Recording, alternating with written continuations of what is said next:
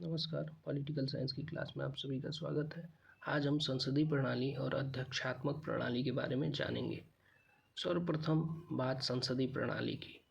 संसदीय प्रणाली लोकतांत्रिक शासन व्यवस्था की वह प्रणाली है जिसमें कार्यपालिका अपनी लोकतांत्रिक वैधता विधायिका के माध्यम से प्राप्त करती है और विधायिका के प्रति उत्तरदायी होती है। इस प्रकार संसदीय प्रणाली में कार्यपालिका और विधायिका एक दूसरे से परस्पर संबंधित होते हैं। इस प्रणाली में राज्य का मुखिया यानी राष्ट्रपति तथा सरकार का मुखिया यानी प्रधानमंत्री अलग अलग व्यक्ति होते हैं। यानी इस प्रणाली की सबसे खास बात यह है कि इसमें जो कार्यपालिका होती है वो संसद के प्रति उत्तरदायी होती है। इसके अलावा अध्यक्षात्मक शासन प्रणाली वह प्रणाली होती है जिसमें राज्य का जो प्रमुख है वही कार्यपालिका का भी अध्यक्ष होता है।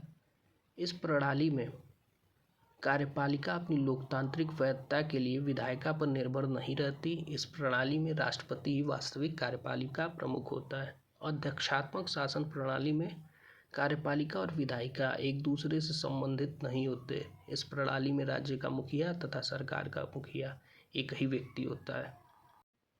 यानी कुल मिलाकर इन दोनों प्रणालियों में अंतर की बात करें तो अंतर इतना ही है कि संसदीय प्रणाली में जो कार्यपालिका यानी प्रधानमंत्री या उसका मंत्रिमंडल होगा वह संसद के प्रति यानी लोकसभा और राज्यसभा के प्रति जिम्मेदार होगा। यानी वो कोई भी कार्य करता है तो लोकसभा और राज्यसभा में उसको जवाब देना पड़ेगा। जबकि अध्यक्षात्मक शासन प्रणाली जैसा कि यूएसए में है उसमें अगर राष्ट्रपति कोई भी कार्य करता है तो वो सीनेट के प्रति उस जवाबदेही उसकी नहीं होती है। यह दोनों में बेसिक अंतर है। आइए और कुछ अंतर देखते हैं। जैसे संसदीय जो प्रणाली है वो भारत और ब्रिटेन जैसे देशों में है तो उसमें विधायिका और कार्यपालिका जो हैं आपस में जुड़ी होती हैं और विधायिका के सदस्यों से ही कार्यपालिका का निर्माण होता है। जबकि अध्यक्षात्मक शासन प्रणाली में विधायिका और कार्यपालिका पूरी तरह से अलग अलग होती हैं।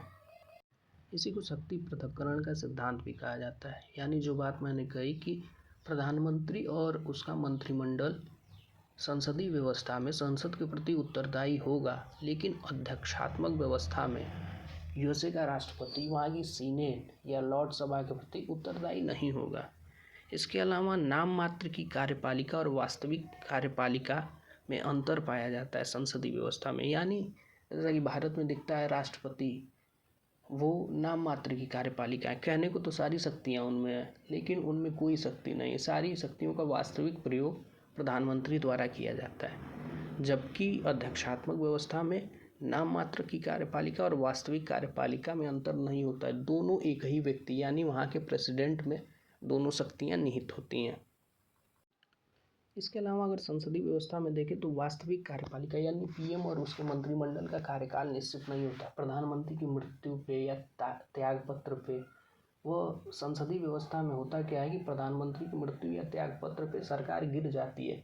जबकि अध्यक्षात्मक व्यवस्था में ऐसी कोई व्यवस्था नहीं है। यानी जो 4 साल का टर्म है यूएसए में वो पूरा करते हैं।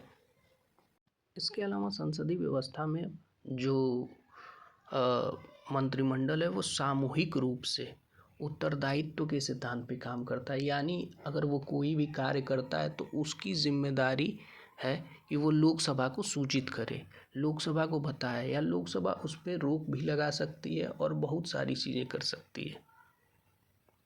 जबकि अध्यक्षात्मक व्यवस्था में ऐसी सामूहिक उत्तरदायित्व वाली कोई बात नहीं होती। यानी राष्ट्रपति पूरी तरह से सीनेट की जो भी पकड़ है उससे फ्री होता है और फ्री होकर कार्य करता है।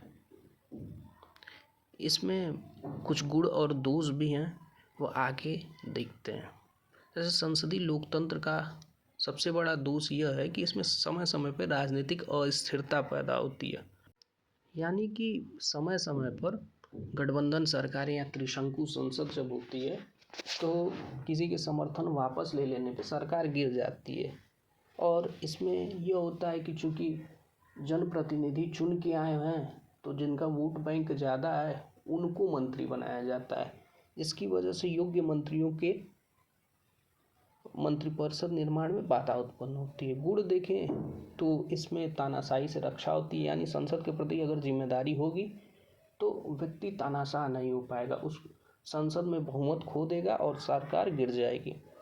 और इसमें विधायिका और कार्यपालिका में सामंजस्य भी होता है।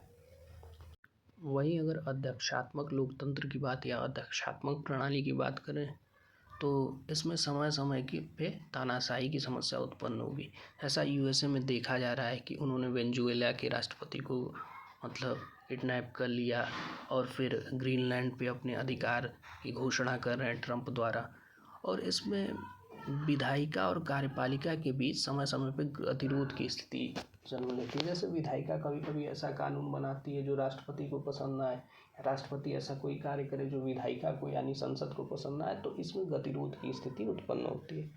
गुण देखें तो इसमें राजनीतिक स्थायित्व होता है, यानी अमेरिका का राष्ट्रपति 4 साल के लिए चुन लिया गया तब उसको संसद हटा नहीं सकती, वही 4 साल राष्ट्रपति रहेगा। एवं इसमें योग्य मंत्रिपरिषद होता है, यानी राष्ट्रपति अपने मन अनुकूल जो वहाँ के अच्छे अच्छे सेक्टर के लोग होंगे उनको चुन चुन के अपने मंत्रिपरिषद में शामिल करेगा। धन्यवाद।